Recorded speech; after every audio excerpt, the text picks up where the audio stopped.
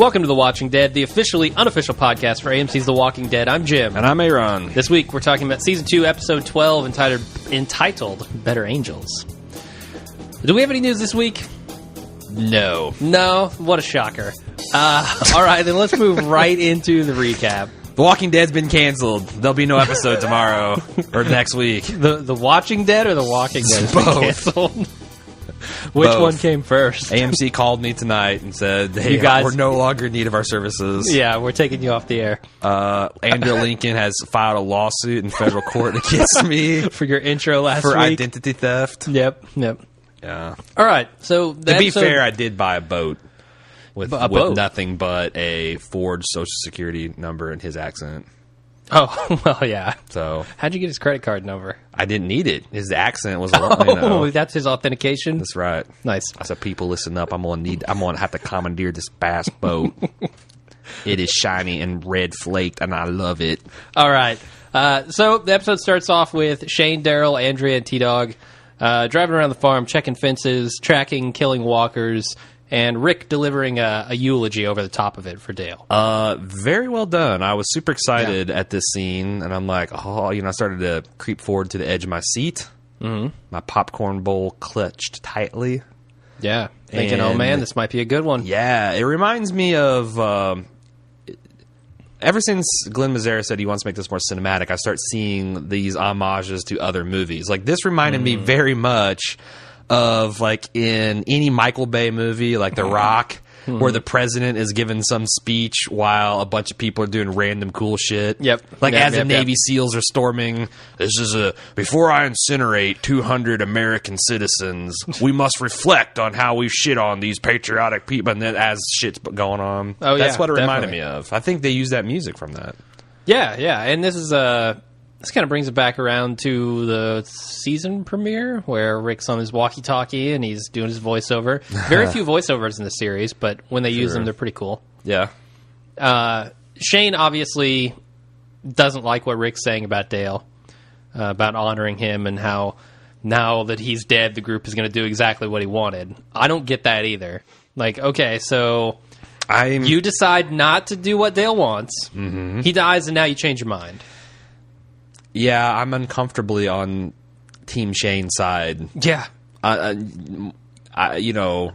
don't like being on the same side as an attempted rapist and a murderer, serial killer now. Mm-hmm. But yet I find myself on his side a lot. Yeah, he's also a serial truth teller. I mean, he tells it like it is a lot of the time. Yeah, he doesn't do with facts, but with overall situations, yeah, he delivers the goods on that. Yeah. Some really cool zombie kills in this scene. You know, you get one where Shane just blasts a dude with a shovel. That was pretty cool. And then they're kicking the zombie. And what did you think? The only one and it feels like I'm bagging on Andrea, but her pitchfork kill was very poorly done, I thought. As far as the CG, just the way it's composited and her her little action girl crouch with it. Not a fan. I can imagine how difficult it must be to act like you're stabbing something solid when there's nothing there. Like, she didn't really stab that guy in the head. Then let someone that's good at it do it and have her, swing a baseball bat in the air. What or if every time they went to do that, they brought in Ray Park or somebody to do that stunt? Twirl the pitchfork. Yeah. It's a double-ended pitchfork. Yeah. So then Rick gives out some orders. That'd be incredibly useful on the farm. You could just bale so much hay with that. Man. Just both sides. Definitely. Just paddle right through that field. So Rick gives out some orders that Shane basically doesn't agree with. He's saying again, all right, we're going to go do the same thing we were going to do with Randall before. We're going to do it right this way. Trouble. This is how we honor Dale. They honored Dale by giving T-Dog a line, too. Finally. Finally. As Reddit says, Dale died so that T-Dog could have lines. Yeah. His sacrifice. Mm-hmm. And then at the end of the scene, there's this look between Lori and Shane that, to me, says, here we go again. Mm-hmm. Rick's doing something dumb. Mm-hmm. Did you feel the same way about that, or did you think it said something else? Or yeah, I thought she was ringing the dinner bell again. And I've got let's get to the next scene before we start ripping into this latest soap opera twist. So then Rick and Herschel and Andrea are all talking about Shane, and that he's kind of out of control, whatever. What do you think about their discussion there? Oh, well, I don't know what Andrea really feels. Yeah. Because, I feel like she's broadly sympathetic to Shane, but I'm starting to wonder if that was because she was afraid and still processing things with her sister, and now that she's kind of gotten stronger, ironically, she's become more aligned with Dale. I don't know if she took that stand with Dale because she felt bad for him. I don't know whether she just is a contrarian son of a gun and doesn't like people to tell her what to do or what to think. I mean, that would all make sense and be good motivation for why she's doing the things she's doing. But she didn't take too kindly to the suggestion. Yeah, well, I'm with you. I think she agrees philosophically with Shane, but maybe not with his methods, you know? I don't know. And then at the end, when Rick is trying to tell her, I forget exactly what he's saying, but he says something about watch Shane, and I need you to babysit him for me, and I can't have him roaming around here while I'm gone. And Andrea says, maybe you should stop leaving. No shit. Not a bad, Why leave this farm right now? I think that he makes a mistake that a lot of leaders do, which is they lead by doing rather than, just by being a leader. Yeah, there's a reason you don't send your commanders in on the front line of a battle. Yeah, and I think that that's true to a certain extent. You have to be willing to get your hands dirty to lead a group of people. But I think he's kind of done that by shooting Sophia, and people are looking to him to lead. So I think as long as he makes good decisions, he's not going to have to worry about it. The problem is that he's not making any good decisions. Plus, I mean, he could send T-Dog and Daryl out. I mean, Daryl, for whatever reason, he is Rick's, he's the Darth Vader to Rick's Palpatine. Definitely, yeah.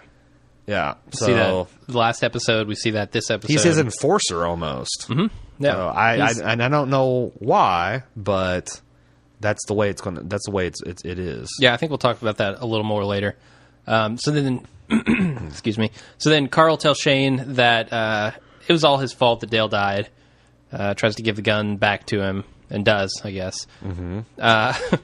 Immediately when Carl rolls up, Shane's like, "What are you doing wandering around here by yourself?" Right. Where's your mother? Yeah. Does anybody know where you are? Yeah. Well, no. Of fucking course not. Do we need to put a bell on you, kid? Yeah. So what do you think about Carl's stance here that he doesn't ever want to touch a gun again? Understandable. And here's the thing. Usually you tell kids it's not their fault, but it kind of is his fault. And I wonder what you would tell like a kid that, for example, like you see in the paper when some kid, gets his dad's gun and he's waving around, showing off to his friends, and ends up blasting one in the face and killing him. Yeah. What do you say to that kid? Because, you're a kid and, whatever, but if you're, 8 or 9 or 10, you knew better and you killed a person. So, I mean, obviously saying, well, it's your fault and you need to deal with it's not the right thing. I wish if anyone's a child psychologist, I would like to know what you actually should tell a kid in this situation. I think that... What about what Rick told him? Yeah, I actually like that. I mean, it's you... I feel like you can't go wrong treating kids as miniature adults. I mean, you don't tell them everything. You let them ask questions and stuff. But a kid that's in Carl's situation and his age, a little bit of plain dealing, straight talk truth. Look, we don't know either.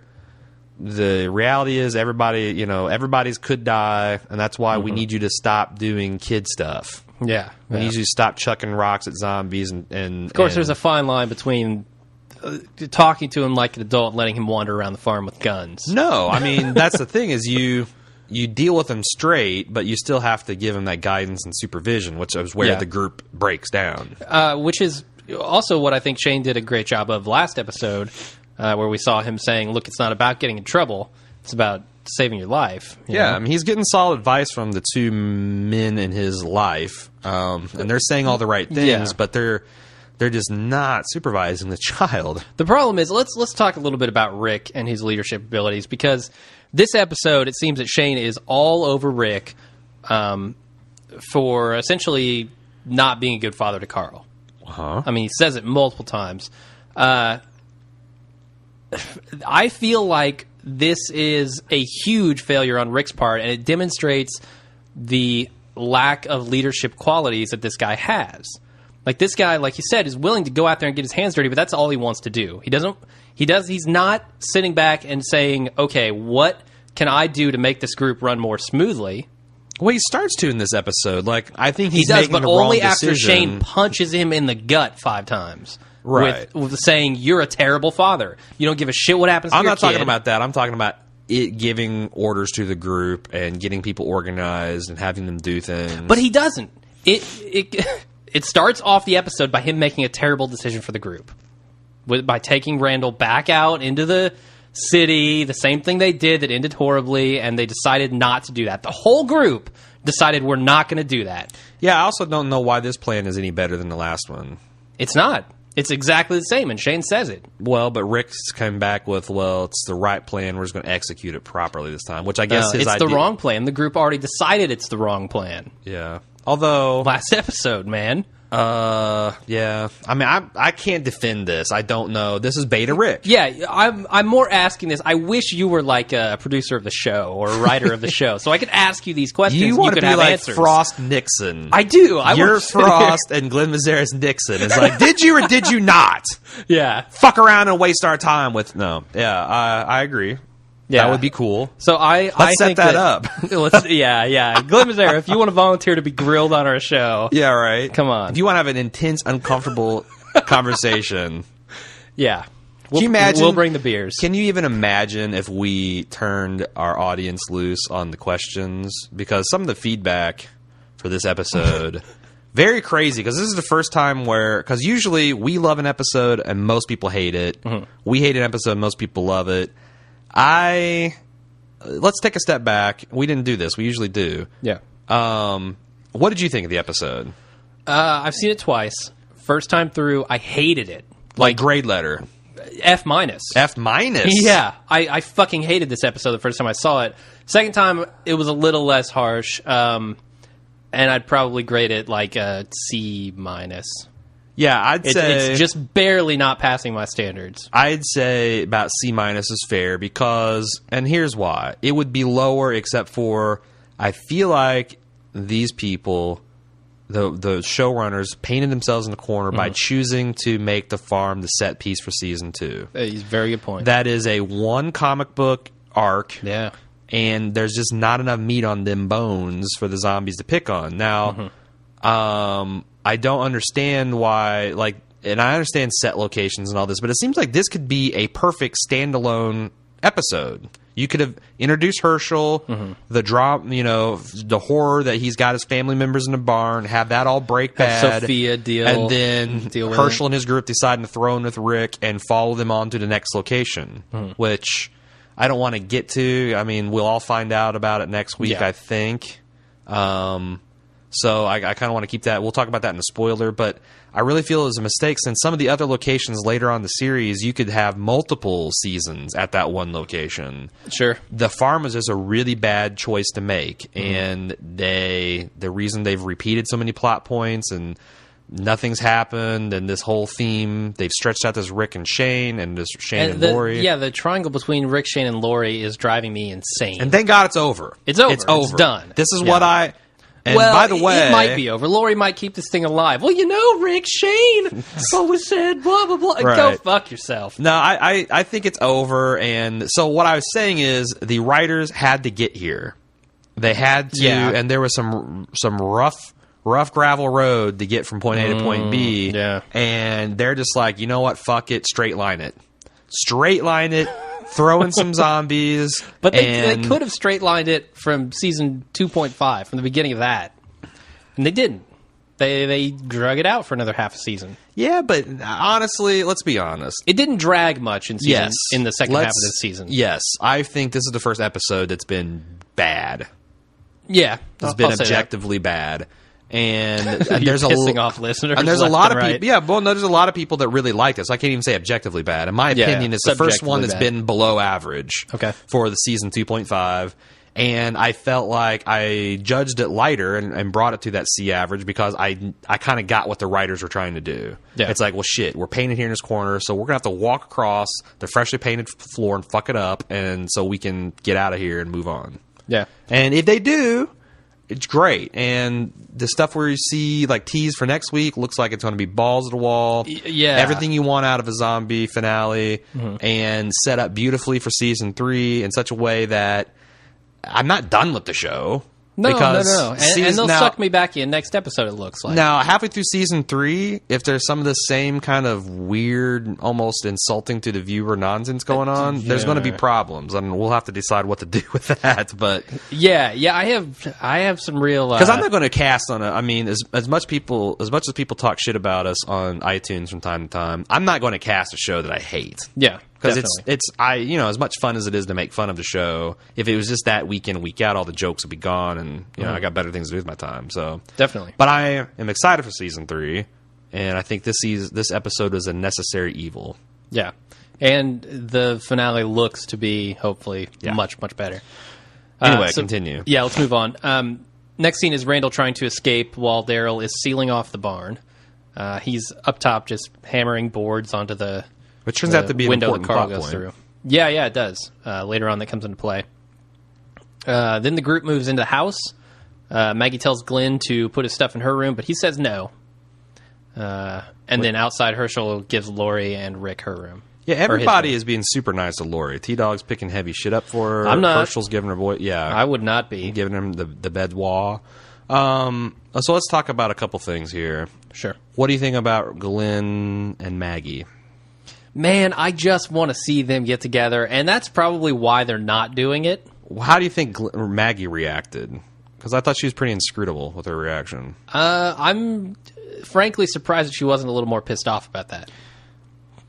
I kind of think she got where he's coming from. Yeah, I mean, he laid it out a couple episodes ago. And this is like her father's house, and and Herschel just showed him like a big act of trust and kind of acceptance of this. I don't think Glenn wants to push his luck.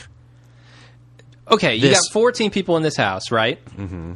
Herschel's already saying, holy shit, this is going to be a tight squeeze to get everybody in here. He just gave you this watch and the approval to be with his daughter. It's the keys to his daughter's vagina. Literally. That's what you're saying. Yeah. Why? Like, I'd be surprised if next episode Herschel doesn't suggest that he goes stay with Maggie.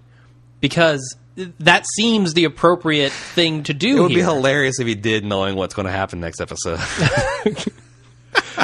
I'm just like, why? Why is Glenn backpedaling again after he has permission from Herschel? Man, that's who you look. Man, Glenn, is that a serious question? Glenn, knowing this is the guy. No, I get it. Glenn is having a very difficult time dealing with this world. If this was some other dude, fine. But this is Glenn. He's our socially awkward, aspy, weird, awkward with girls guy, and he's trying to do what he thinks is the right thing by Herschel, and that's what happens. See, in my opinion, they played out the I'm so awkward around girls thing half a season ago in the pharmacy. Like, done. The second time around in that pharmacy. He's still the same dude. Do you think he's going to turn into a stud overnight? No, I think he's regressing. He doesn't understand how to deal with this at all. Well, Jim, not everyone's as much of a ladies' man as you. I mean, what can I say? It's tough, you know? It's a burden. Mm-hmm. Curse, not a blessing. Wow. Yeah, so that's Glenn's deal. Next scene, Shane's building a windmill. No, he's building onto the windmill, like a sniper platform, I guess. Lori approaches him to discuss the situation they're in, and she tells him she's sorry. Yeah. Let's talk about Lori. Yes, what are all the things wrong here? Number one, she's interrupting genuinely useful work to talk about feelings. After she has multiple times said, just let the guys do what they're going to do. I'll just stay in the house and make cucumbers. Yep. So then she basically, after a season of telling Shane to piss off, and 2 episodes after putting it into her husband's mind that he needs to kill Shane, arguably, she goes to Shane and says, you know, maybe Rick just told me that you're fixed and you're handled and you don't have to worry about it, so I'm going to stir you up again. I feel like Lori's the ex-girlfriend that every 2 or 3 weeks sends you a flirty text or, you know, shows up just to make sure you haven't forgotten about her. Yep. And Dale says the group is broken. There's the problem. Lori is the problem in this group. She is stirring shit. Okay. She drove Shane crazy. Am I wrong? Shane didn't need much help. Certainly, it's partially Shane's fault. I think Shane broke bad the moment he turned the gun on Rick in the woods in season 1. Here's my thing. If Lori's not there, Shane has no problem with Rick. They can both be the father to Carl that he wants to be. It's Lori constantly saying, get away from me. Oh, I'm sorry. I want your help again. Now get away from me. I'm not going to sit there and defend Lori, but yeah. I mean, I argued today on Facebook and I had to delete it because I forgot that it fucking violated my own spoiler admonitions. But I argued that, yes, Lori arguably killed Shane. I would say that it wouldn't even be arguably, except for that I think Shane and Rick were going to come to blows anyway. Like just based on the leadership. That Lori in this scene killed Shane. Oh, okay. Because I don't think Shane was going to do this batshit crazy plan until she came up and said all that to her. Yeah, I mean, we see what happens with him kind of freaking out in the barn with Randall, you know? And that was kind of driven by Lori. This whole thing, like, she just walks up to him and, like, I'm going to emotionally throw up on you. Like, every time you've tried to... And Rick and Lori both. Every time Shane tries to have a honest conversation with them, just stop talking, stop talking, stop talking. Yep. And then Shane either punches him or rapes him. Isn't that interesting? Like, oh, you're not going to listen to me? Well, I'm going to try to rape you or punch you in the gut. Yep. Or throw a wrench at you. But they just try to shut him down. Yeah. But then when they want him to lean on. Yeah, they come and just puke all over him like, oh, God, I feel so much better. Thanks for letting me throw up on you, buddy. Yeah. And then like Lori, once she gets going, then just walks off. This character to me is despicable. I do not like her in the least. That's not an uncommon. I want to know if there is a Lori the supporter, not defender, because I think you can defend the shit that she's doing by saying she's been through a lot. Yeah, it's a zombie apocalypse. If there's anyone out there that likes Lori as written, I would like to hear your input. Sure. Because I've not seen that anywhere. Not on AMC's Facebook site, not on Reddit, certainly not in our email or Twitter. I'm getting that, and it's interesting.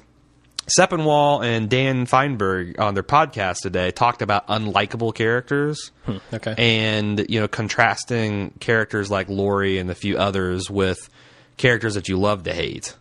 And talked about The Wire, and I'd say Shane is one of those. Yes, and he said that that's the defining characteristics. If they are believable and there's something that you can connect to. There's nothing that I can connect to Lori. Zero. She is wishy-washy. She's hot and cold. She has this like false bravado, but then she's ultimately kind of weak. She plays the sides, multiple sides against each other. You're right. It is a very despicable character to this point. Yeah. Whereas Shane is certainly despicable in a lot of ways, but you identify with him making the right call and doing the things that need to be done within this group, I feel. Well, I won't even say it's a right call, but he is internally consistent. It's certainly, yeah. He has in his head a vision of how he thinks the world is and what he needs to do to survive, and he goes forth on that plan. Definitely. All right, let's move on. Yep. Rick and Daryl are planning how they're going to drop off Randall when Shane rolls up and tells Rick that he's a terrible father. Essentially tells him what happened with Carl and the gun. Rick and Daryl have a full-fledged bromance at this point. Do they? I think so. I mean, I thought they were going to kiss at the end before Shane walked up. Well, he says something about that thing you did last night. I don't know what that's about, but... Well, you shouldn't have to do all the heavy lifting. Yeah. That's a there's like some 70s porn music about to start there. Yeah, there is. Not that there's anything wrong with that. Daryl's a sexy man. Sure. And super zen, too. I think we should find out where to send fan mail to Andrew Lincoln and mail him a I Crossbow Daryl t-shirt. There you go. Yeah. Do it. Because he does. And for good reason. I mean, Daryl is like... these lines where he says, like, I don't see you and I trading haymakers on the side of the road. Like, that no one's going to win that fight. Like, and that's like... I thought that was funny that... I'm using a lot of girlfriend analogies here. Rick's like that dude that just dated a crazy-ass girlfriend, and, like, he's with this cool new girlfriend, and he's, like, walking on eggshells, and, like, so you're cool with us taking this, and Daryl's like, what, you think I want to beat you up over it? Come on, man. That's the thing. He's like... Like, you're cool with me going to the bar with my friends, right? what do I care? You gotta need my permission to go have fun? Go have fun with your friends, you know? He's confusing to me sometimes because he's at times a very strong leader and at times a complete follower. You know, like when he's out doing his own thing and he's got like Andrea or Glenn with him, he's a very strong leader. He can step into that role. But when he's with Rick, he just kind of says, you're going to lead and I'm going to do whatever you want. He feels to me like the superstar on a team.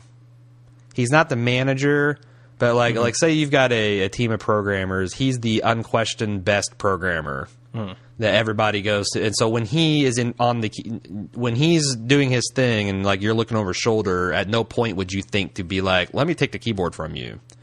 Or you're just like there to like, well, okay, watch and learn. But he's not going to set initiatives and agendas and call meetings and things like that. Isn't what he wants to do. Daryl is just fucking proficient. Yeah, but sometimes I feel like he should step in and say, but he's Rick, not. That's not who he is. Yeah, and I get that. I just it's hard and he for me to also stomach knows that part that of him. if Rick fucks up too bad, he can just jet. Sure, you know? yeah. He could leave at any moment. Arguably be better off on his own, as he said many times. Definitely. Oh, you know, the other thing I'm wondering is, with his interrogation of Randall, he knows that this might be the best group he could fall in with. Because he would not fit in with that vigilante group that Randall was with. I mean, he couldn't stomach it. No. And he'd probably end up being murdered. Or he'd just leave, I'm sure. Something like that. And then, and I think he really kind of doesn't want to be alone. Yeah. I mean, certainly he missed his brother when he left, you know? Yeah, I mean, getting free from Merle, seeing this thing with Shane and how bad that's going, and then this other group, I think it might have, you know, even more than Carol taking a shit, made him feel like, wow, I really need to... I'm lucky to have what I've got here. Yeah, that's a good point. So then Shane comes up and he's talking to Rick about the gun and Carl. And he says that freeing the prisoner is more important to him than Carl. That's a fact. Which is, yes, an obvious fact, because Rick wasn't going to deal with it. And Rick was just going to leave. Beta Rick was in full effect here. He's like, this is my call. I made this call. This call was mine. I'm writing Rick Grimes on this call. But then he realizes, oh yeah, Shane's right as usual, and I need to go talk to my kid. But didn't you think that was a little much?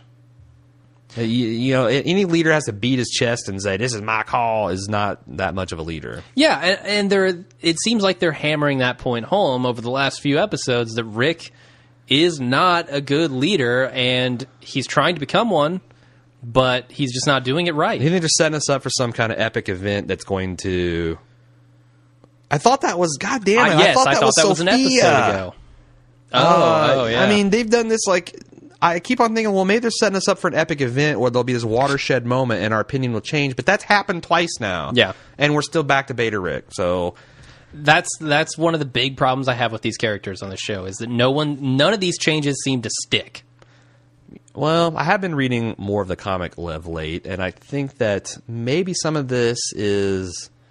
in much longer arcs, but Rick kind of loses his mind and comes back and forth and changes his opinion of comic spoilers. No, not really, just thematics with the this is a thing with Rick, but that needs to happen over the course of, you know, one season and then another season and for good reasons. This whole back and forth between episodes is thematically it's true, but it's just not working mechanically for me. Yeah, that's what's killing me. It just...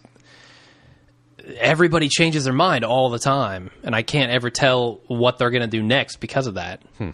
Anyway. So Andrea's then trying to start the RV, but it won't start. So Glenn comes up, tries to fix it, and they get it working, and they talk about Dale. Did this scene work for you? Yeah, pretty good. I didn't feel anything. Well, I liked that. We know that Dale taught Carl. No, Glenn.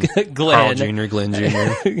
Too many Dale characters Jr. in the show. taught Glenn Jr. Dale taught Glenn how to fix the RV. At least the radiator hose. We know that much. Apparently taught him about corrosive contact points Difference as well. between and the difference between Phillips and flathead screwdrivers. Yeah, we definitely saw that homage there. But what's interesting is he taught Andrea to use the Phillips screwdriver, and he taught Glenn how to use the flathead. It's like he knew that they were two different people, and they needed the two different screwdrivers in life. Fuck you. What a horrible scene. Yeah, so I was shocked that it wasn't the radiator hose, honestly. But I don't know. It's hard for me to tell what Andrea's feeling, but Glenn is definitely affected by Dale's death. The other thing I thought was it'd been hilarious if the RV ran like a top. Like a machine, like a sewing machine. And they're like, dead. And T-Dog's like, yeah, man, he's been fake fixing this shit for the whole season. He just runs like a sewing machine. Yeah. Awesome. Do you have anything else about that scene? No, I think we've extracted all the juice from it. We have. So then the group tries to fortify the house as Rick tells Carl that Dale's death wasn't his fault and that everyone's going to die eventually. Pretty bleak message to deliver to the kid, but it's kind of what he needed to hear. Not your fault.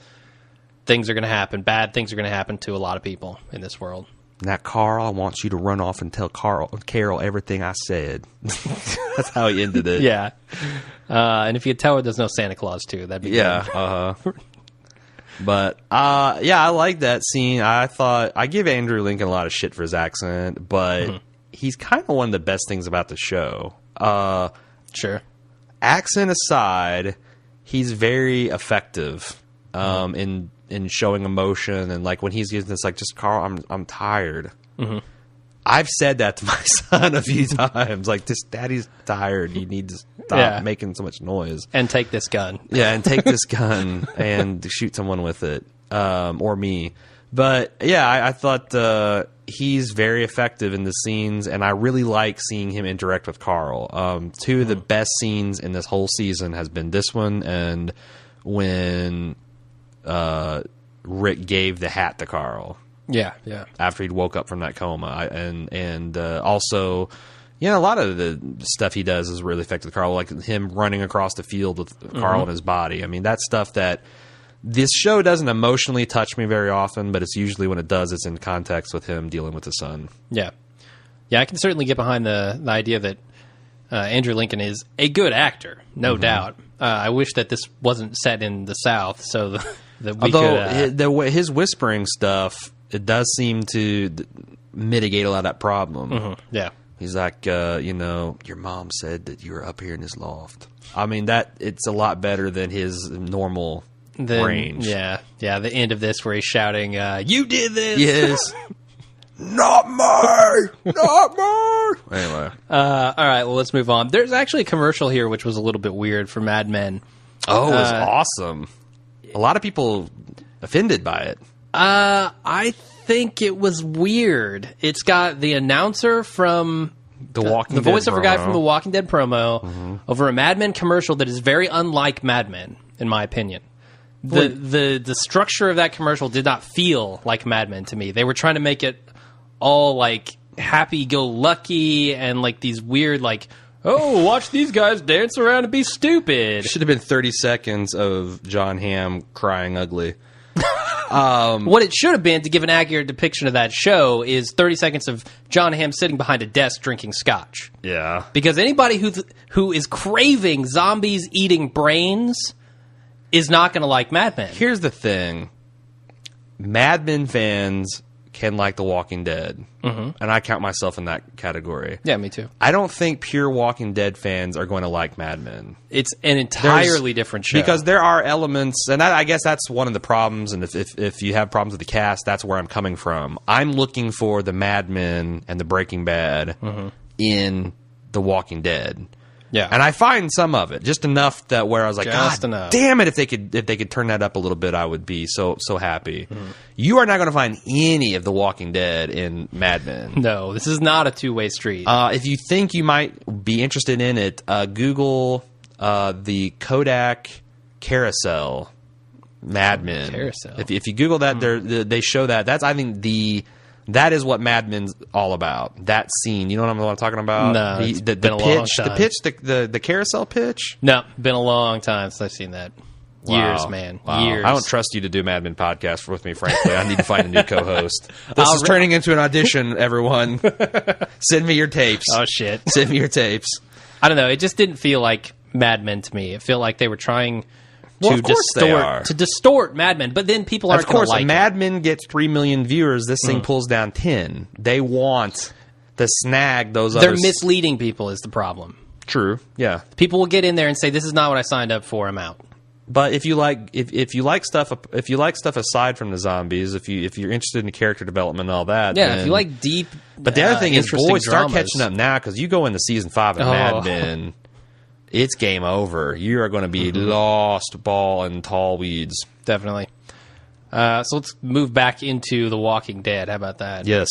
Shane goes to see Randall in the barn, but doesn't shoot him. There's a whole flock of walkers following us back. I don't know. Did you not notice them? They were like 50 feet away. No, they could have been right behind me. I didn't hear them. Instead of shooting Randall, he takes him into the woods and gets the location of his camp and then kills him. Yep. Not bad. Not a bad display from Shane here. If he wasn't psychotic, it might have been really good. He got the location of the camp, something that Daryl couldn't do throughout an entire beating. All Shane had to do was smack him once. Yeah, Randall's not so bright. He's very resilient to torture, but not too bright. Yeah. What did you think about the editing and acting in this scene with Shane? Because he did a lot of almost Apocalypse Now kind of madness in the tool shed. Yeah, okay, yeah, I was going to say, you're talking when he's in the shed there, in the barn. Shane's really lost it at this point. Like, Laurie's driven him over the edge. He's smacking himself in the head. He's acting like an animal almost. Well, I almost feel like this guy, he knows this is a crazy plan, and it's probably not going to work. But he is now desperate to save Laurie and Carl. That he's going to do it anyway. He's going to do this crazy thing anyway. I guess, yeah. I mean, now that she's apologized and he's kind of thinks she's back on board with him again. I mean, that's what those knowing looks have been about, leading up to her apologizing. Of course, it's going to mess with him. So I thought that was pretty well done. And again, that's one thing I want to miss with Shane is he's very interesting to watch. Definitely, and he's driving the action of this season. I don't know what they're going to do now that he's not around. I never thought of it that way, but you're right. Dale's not there to stir shit in the group. Shane's not there to stir shit in the group. It's all going to fall on Laurie. And while she's a master at stirring shit, it's not going to be interesting shit. I don't know. They've got the characters are now, for better or worse, fairly well defined, except for T-Dog. There is a lot of stuff that can happen when you bring in new characters in a new season to play off and see everyone's reaction. But that's the thing. They have to bring in new characters now. Well, they're going to. They're going to. Spoiler alert. I think that's going to happen. We're supposed to act like we don't know anything about what's I don't know happen. who they're going to bring on. I have no idea of the casting and that stuff. I just know that if they're going to bring in new characters, it's not going to be these guys forever and ever. If nothing else, they've got this vigilante group that's only 5 miles away to deal with. Yeah. So it's like seeing the interplay of these people is going to be interesting because I can't wait to see with like this blend of Alpha Beta Rick, because I feel like that's Dale's death has, for better or worse, fused those two together. That he's got the human sensibilities of Dale that's been fused onto the Alpha Rick that's going to kill Shane. Mm-hmm. Like they're the same. Now that's going to keep that kind of tension. Shane and Dale live inside him now. Yeah, and that's kind of going to be interesting to see how that plays out. Definitely. So then T-Dog discovers that Randall is gone. Very short scene there. Oh, hell no! And then Shane... is there a person on the staff, I asked this on Facebook, is there a person on the staff that has a shred of racial or gender sensitivity? I don't think so, no. T-Dog has not really had a line in Season 2.5 that I'm aware of that's longer than a line, if he's had any. Mm-hmm. I don't think he's had a single damn line. He's kicked a zombie's head in. That's the only thing I can remember him doing. And his first line, well, I guess second line is "Aw, hell no." Not oh hell no. It's "Aw, hell nah." It's right. Like, really, that's the line you're going to give him? I mean, "This is some bullshit" would have probably also been acceptable. I mean, why not? I don't get it. How can they be writing this stuff and not see what they're doing with gender issues and race issues here? Yeah. And I did think, like, back in Season 2.0, they had that interesting thing where T-Dog was sitting there talking to Dale, and like, hey, I'm with this group of crackers, sheriff, redneck, who knows what, and a guy that's driving around with a fucking SS painted on his gas tank, and I've got a do you think they're going to give me antibiotics or all that? I mean, interesting, legitimate, uncomfortable things to talk about, and now we're doing this with them. But they're big fans of T-Dog. So. Oh yeah, huge fans. Whatever. So then Shane took Randall out in the woods. He convinced him he wanted to join his group. Wait, did I talk about this? Yeah, I did. Yes. Shane heads back just as the group finds Randall missing. And he tells them that Randall attacked him and took his gun. And they all go after him. Mm-hmm. Or Daryl, Shane, Rick, and Glenn do. And anyway. Daryl instantly is not buying the shit because... Yeah. And kudos to the writers for setting this up. They show him nailing the loose end. So he's like, now, how did you get free? And this guy weighed 150 pounds. He jumped you. How? Yeah. And the lock was still on the front barn door. So right. So there's literally no way that guy could have gotten out. Yeah. And Shane, when he's like through the rafters, Daryl knows there's no way. Yeah. So I thought that was really good. In fact, Daryl, he ain't afraid of Shane. Mm-hmm. So Shane should have dug a tunnel underneath the door, back up his plan a little better. Hogan's Hero style. Yeah. Oh yeah. Come up. I know nothing. So then everyone waits for them at the farm as they continue to search, and Rick is just suspicious of Shane's story. Which is kind of, we can talk about the whole woods thing now. As one thing. Yeah. Basically, they find, Daryl and Glenn find zombified Randall. They kill him. And Daryl will punch a fucking zombie right in the face. Oh, yeah. Don't give a fuck. Nope, no problem. Risk cuts, all sorts of horrible things happening. Yeah. Rick is, of course, suspicious again. And Daryl discovers that Randall died from the broken neck. Mm-hmm. I thought there was some nice moments of writing between Rick and Shane. Actually, I thought that whole scene is fairly fantastic. Yep. Especially when Rick's, leading around, like, does this way feel right? Mm-hmm. And Shane, that has a nice dual meaning. Yeah. And then Rick starts unraveling the lies. But so what do you think about it? Because like I said, I think the writing in the scene between Rick and Shane was fantastic. I like the stuff. I like that Daryl is really back at his roots here. He's tracking people through the woods. He's using his skills that he picked up before all this happened. Did you have a problem with the zombie with a broken neck walking around? I did. It didn't seem like he had a broken neck when he was walking around. Well, not only that, but if your spinal cord is severed, well, it's. To me, that's about as logical as if a zombie's head was cut off and his body's still moving around. Yeah, that to me, that they haven't shown that, so it's like I don't know the science behind breaking somebody's neck. I don't either. Do you have to sever the spinal cord? Is that what the purpose of breaking someone's neck is? I thought that's the whole Is that deal. the only way to kill somebody by breaking their neck? If your neck is just fractured, you're fine. Well, yeah. I mean, Randall certainly didn't try to get up and run around after Shane snapped his neck, right? Right. Until he's zombified. Right. So breaking one's neck is fatal, especially, I guess, at a high level, because it even severs like connection to the brainstem, so your heart can't. Yeah, your lungs can't breathe and all that kind of stuff. Yeah, you can't move your body at all. Yeah, so I don't know. I mean, I think that's... Because we know that it's a virus. It's not some supernatural thing that causes zombification. I think Shane could have slit his throat and have been just as cool, and I wouldn't have a question about it. Yeah, certainly. Well, I don't know. I mean, they're going to play us for fools again. And the other thing is, or they could have snapped his neck, and it'd have been very cool to see him just lying on the ground, like, trying to snap, but not able to move his body. That would have been also cool. Yeah, it would have been. There's a lot of things that they could have done differently, and I'm surprised they went the way they did. Out of the dozen writers they have in the writer's pin, nobody said, oh, broken neck, zombie? Mm. Yeah. See, here's my opinion, and we'll talk about this a little more when we get to the final scene, but I think they do not give a shit if anything makes sense. They just want to do what they want to do on this show. Like, Carl coming out makes no sense. Yeah. Shane shooting Rick trying to shoot Rick where he was going to shoot him makes no sense. Yeah, so because they made it pretty clear that they went all the way through the woods and were looping the way back. So he was going to shoot Rick. Let's talk about this scene. He's going to shoot Rick with an eye shot within viewing distance of the house. Yeah.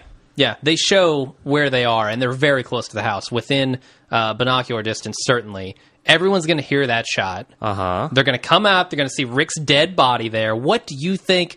Rick questions it. What if you come back without me, what are you going to tell these guys? Yeah, and if they had gone back in the direction of Randall's body, fine. That would have worked. But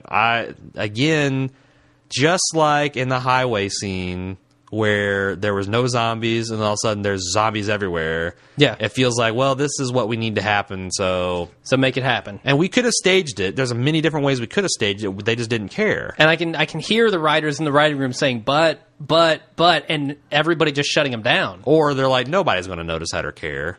And that's shocking to me. If they're thinking that way, because I really feel like they are treating me like I'm an idiot on this show. Yeah, they could have done exactly the same thing and changed 2 or 3 things and had it been much more believable.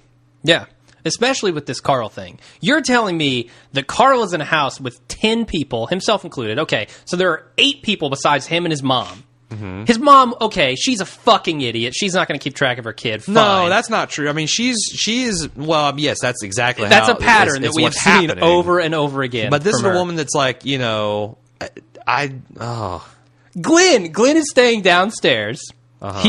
They're boarding up the windows. Rick and Daryl and Shane are all out there looking for Randall, who's got a gun, who is a violent person, desperate to do anything, to slip his cuffs to get away. Not to mention the walkers that are roaming around at night and you don't know about. And there are 8 people in this house. 10, 3, right? Well, 8 other people besides him and his mom. Yes, okay. 8 people. Glenn's downstairs. T-Dog is downstairs. Herschel's on the fucking couch. You're telling me that this kid gets out of that house? Like, even if Lori wasn't I'm not a fucking idiot. That kid is going nowhere. Right.